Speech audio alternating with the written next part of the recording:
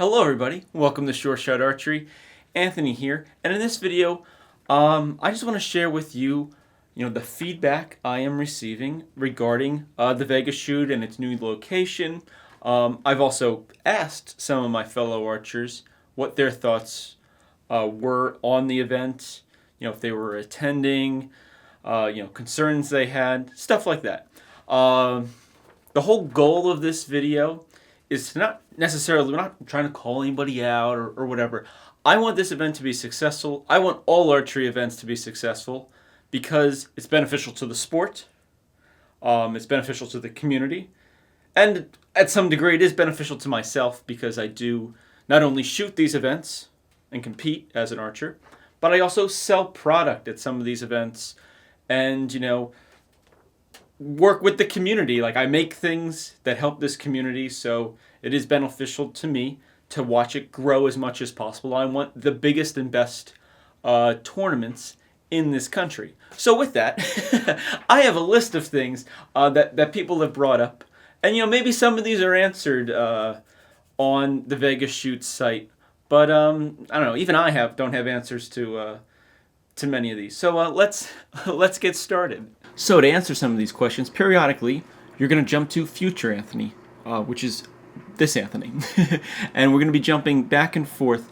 because some of these questions that archers had, I was able to find some answers to, and I'm going to try to piece all of this together so that if you're watching and you have questions to these answers, hopefully after I bring them up in the video, you will see me here telling you what I found online about them. I don't have answers to every single one of these questions, and I'm doing a fair amount of searching to find them. So let's get started. So there's no real order to this. It's just kind of a list of concerns and things to think about. And some of this is probably completely out of the control of the people running the tournament, or things of that nature, such as it being way too close to Arizona Cup. Arizona Cup starts in the beginning of April. It's actually a week sooner than it normally is. Generally, it's usually the second week in April, give or take. We have to. It sounds like we got to play with the availability at the range it's held out in Arizona, which makes sense because I think they do a lot of shooting tournaments out there, like skeet and stuff like that. So we have to kind of work around those events as well. But that's turning off a lot of American archers because they're like, why am I shooting indoors in March when I need to be practicing for outdoors in April, especially since we have two national tournaments in April, including a World Cup if you happen to be on the Outdoor World Cup team. So you actually have three outdoor tournaments in April. One of them's major because you want World Cup rankings. Not that Vegas isn't major because you could win the World Indoor final, or you could win Vegas. Important too, but again, it's kind of like all on top of each other, and you're switching distances in too short of a time to try to get optimal performance, especially for those higher end archers, those high performing archers. And this was actually coming from some of those high performance archers that may or may not be on the international teams. Another point I want to add to this is several archers brought up the fact that there are ASAs and I guess other 3D tournaments that are all starting up in the beginning of March. And those archers that I talked to at Lancaster Classic won't be attending Vegas either because they much rather shoot the 3D tournaments or ASA tournaments, and it interests them a lot more. They're ready to go shoot outside in March, and some of them indicated that they had a lot better odds of winning something, even with the flight layout and stuff of Vegas, that it was much better for them financially to go to the ASAs and other events. Now, I don't know a lot about that because I don't participate in those, but another draw away from the Vegas shoot due to it being so late in the indoor season. With that, this kind of ties into the international shooters. I was talking to a bunch of them, and they're not going to the Vegas shoot because it's too close to their local tournaments. Because it sounds like a fair amount of countries in Europe start doing selection tournaments for their national teams, and they start them in the beginning of the spring, and then they have their national team for the entire summer. And many of those archers says, we would love to go, but way too close to our outdoor tournaments. And then on top of that, because the Vegas shoot is so far away from everything else now, at least in terms of important tournaments in their eyes, they're not going to go to the Lancaster Classic, hang out for basically a month in the United States, and then go to the Vegas shoot. It's too expensive. Even with Chicago in between, it's still not worth it. It's just too much. It's not affordable. So they're saving the money. A lot of them came to the United States just to shoot the Lancaster Classic. Maybe they'll stay for Chicago, but it sounds like most of them are going to go back home and get prepared for their outdoor season. Next up, a lot of people had concerns of a lack of detailed information on the schedule. A lot of people felt like everything's been really piecemealed, and it's just like, oh, here's a little piece there, here's a little piece there, and people are like, this is not. They feel like they're in like I don't know, like a YouTube channel. They feel like they're just like hype pieces, and you're not giving the full picture is not being given of this event. I can understand not having the full picture when it was originally announced last year, because you're just telling us, oh, look, this is the event. But then after that, everything probably should have been rolled out in one cohesive post where this is everything you need to know. You know, people don't want to tune in every week, every couple of weeks for the next 6 months to try to figure out what's going on with this event. All right, and to illustrate this point, I'm going to share with you guys a couple screenshots of the news page of the Vegas shoot. Let's see. We had a post in January, the 12th of this year. There was another post regarding parking in October of last year. Another post on October 1st last year. Another post on October 1st. Followed by a post in July, the 24th of July. And then after that, it looks like the next article is really just the announcement of the Horseshoe in Paris being named the new competition venue for the Vegas shoot in 2025 back in February of 2024. So, yeah, October was a busy month for, information coming out. But, again, little snippets here and there. You know, one week we get to, hear about college division. A couple days later, we did get to hear about parking. But then you don't get a budget-friendly guide until January. These things are good, but they should have all been written already. There should have been a master list explaining everything, and then have little links. Learn more here with more detail. You could have had a very general thing so that, 80% of the archer population or more, maybe 95% of the archer population just wants to know the basics. And then you could have had nice in-depth stuff like these articles here, explaining all these different points you want to explain in more detail. And I'm probably going to go through some of these later on in this video.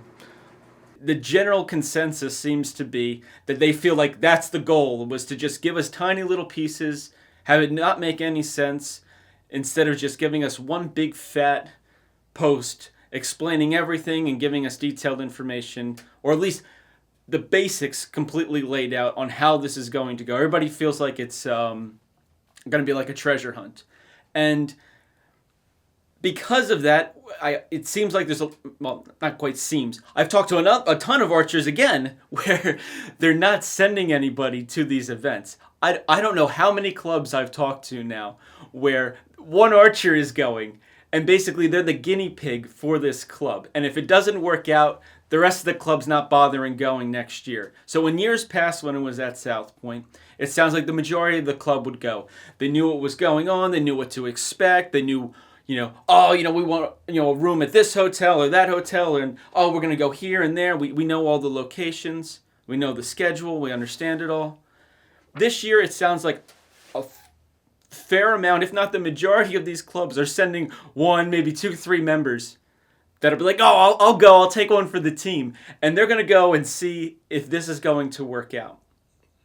Which, in a sense, from their angle and saving money and being like financially responsible, is congratulations. I applaud them on that, of not just like throwing money out there when you're spending probably thousands to go to this event, definitely hundreds, probably thousands to go to this event.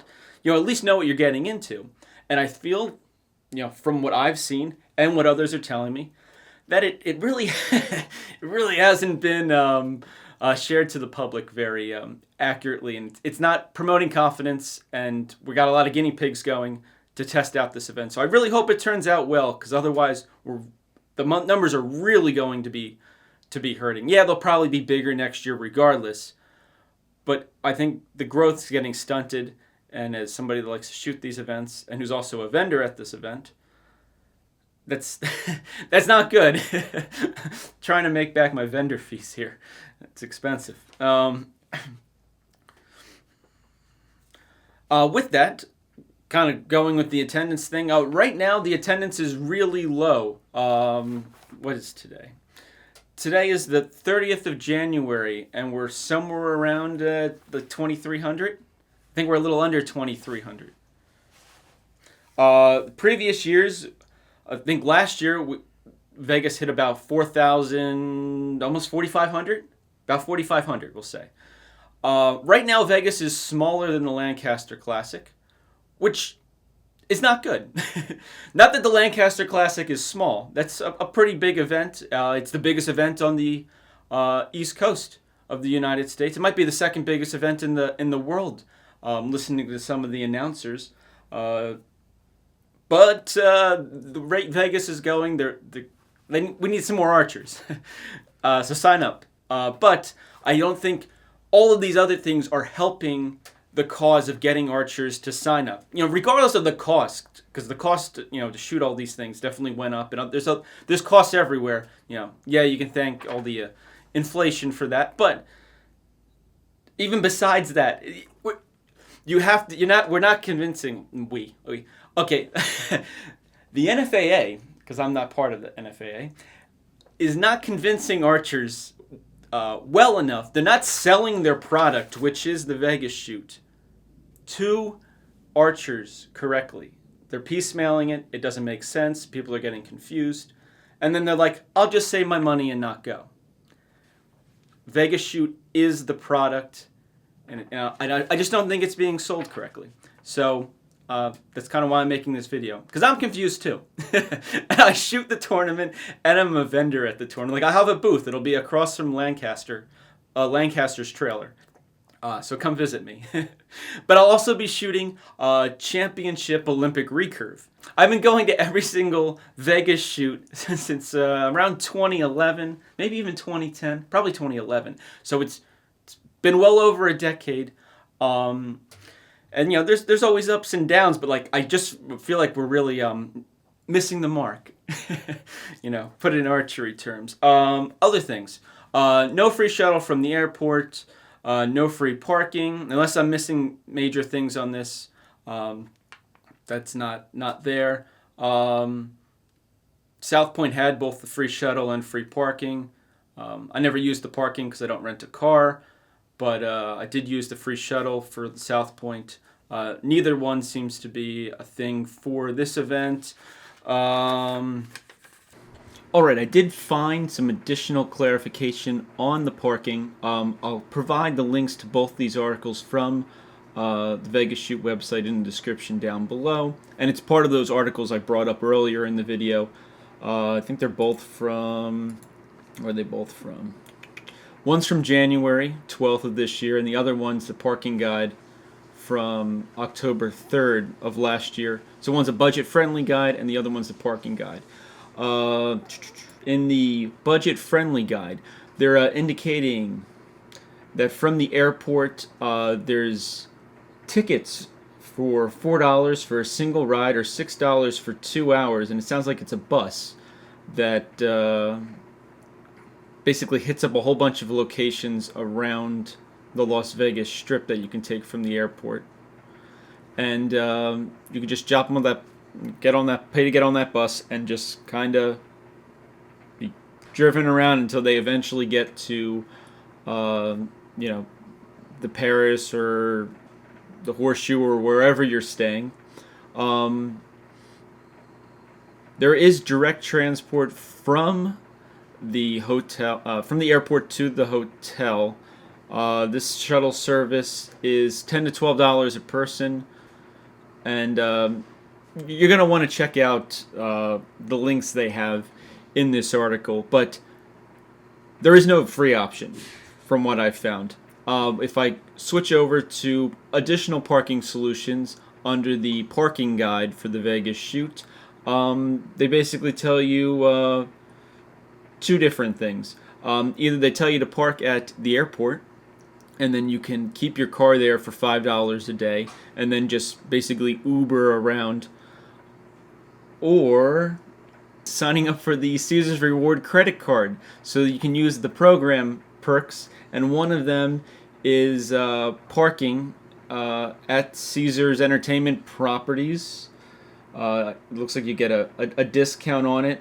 Normal parking rates look like they're anywhere between $20 to $25 per day, and then the price does vary depending on what day of the week you're staying at these properties. Again, this is the parking guide, and I'll include a link to that in the description down below. Yeah, there's definitely not a free option. $5 a day is not bad, but also Ubering or whatever from the airport to get your car, I don't know, that's got to be a good it's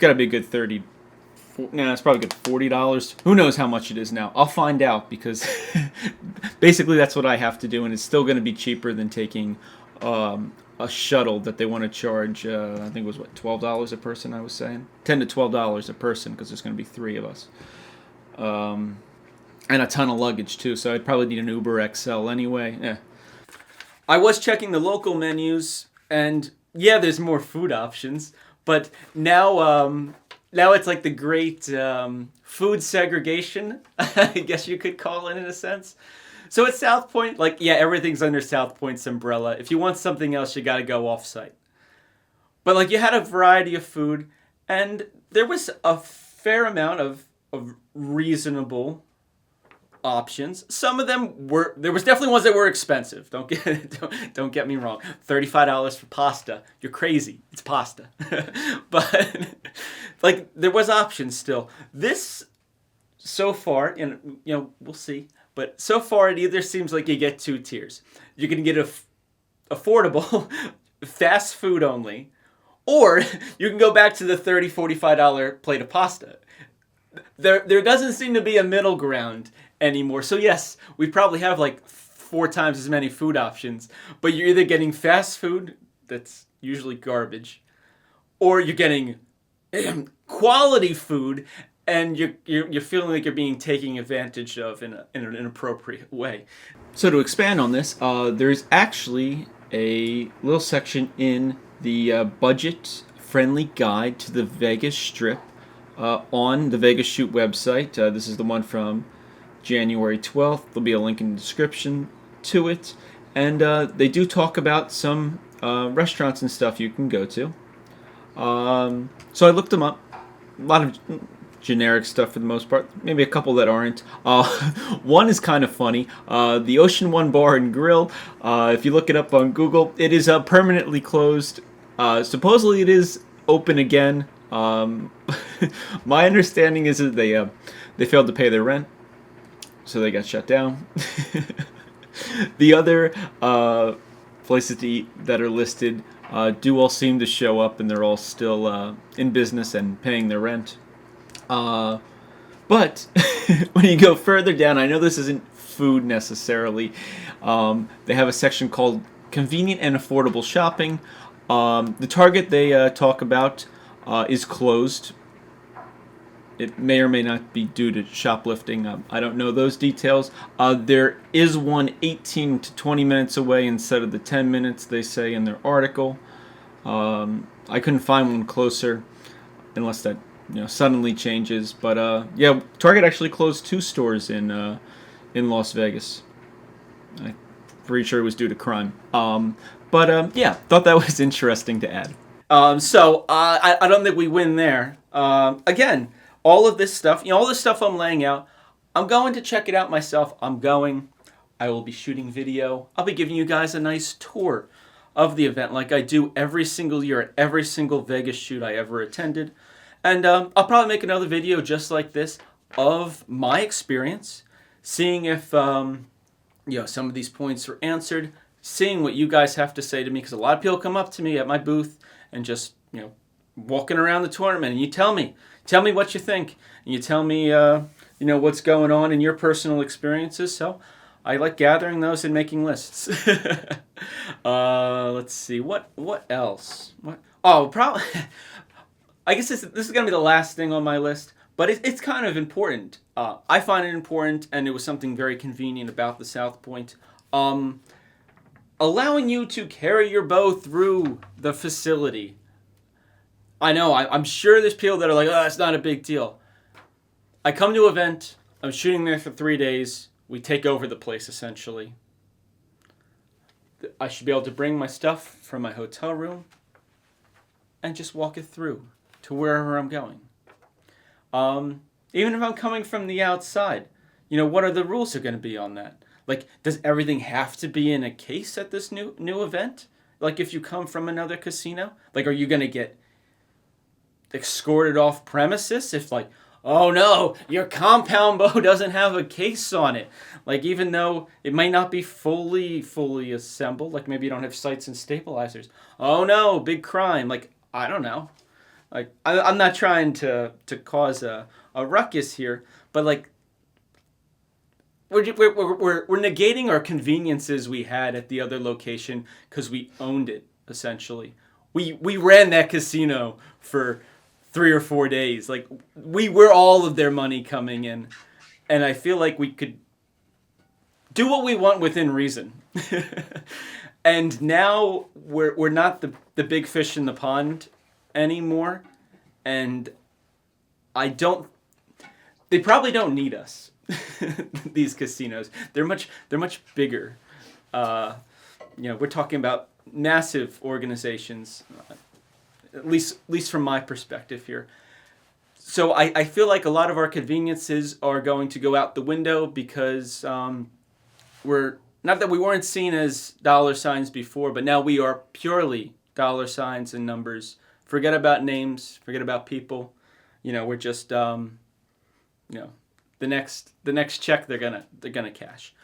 I would love to be proven wrong. I really want this tournament to be as successful as possible. It would be sick to have like 8,000 archers show up to this in 5 years or whatever, and maybe even have to expand somewhere else from there. That would be great. But at this point in time, as an archer and a vendor at this event, I don't know. I feel pretty lost.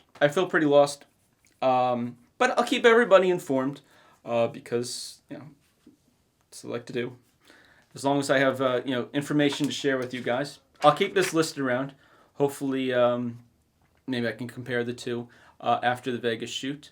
And other than that, I think it's going to be positive. I think it's going to be good. I'm hopeful, but at the same point in time, I'll be watching. So with that, thank you for watching. Please like and subscribe, and as always, happy shooting.